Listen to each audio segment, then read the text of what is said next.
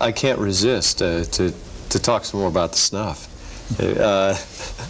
You said you have this shop in London? Oh yes, it's a very special snuff, a very old one. Fribourg and Treyer, which like an English shop, still uses the same label which he used in the 18th century.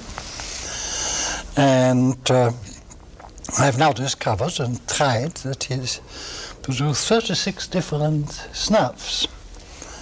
And the one I decided was much the best has a beautiful name of Dr. James Robinson's Judge's Mixture. That sounds good. And it is very good. Why do you use snuff? Well, I was stopped from smoking by the doctor some 5 years ago and was miserable for a long time. I was a heavy pipe smoker. And then by chance I found in my own drawer of my desk an old snuff box which I had used years ago at the British Museum when I was working long hours in the museum. And finally my neighbor just joked that how silly to go out every hour for a cigarette. You know, I have snuff and that relieves me completely of the longing.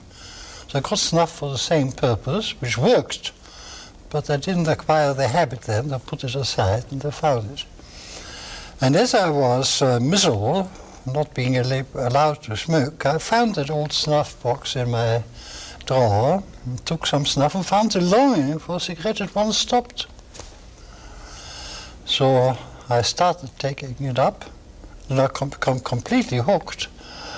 It's as much a habit-forming thing, and you get all the nicotine you want.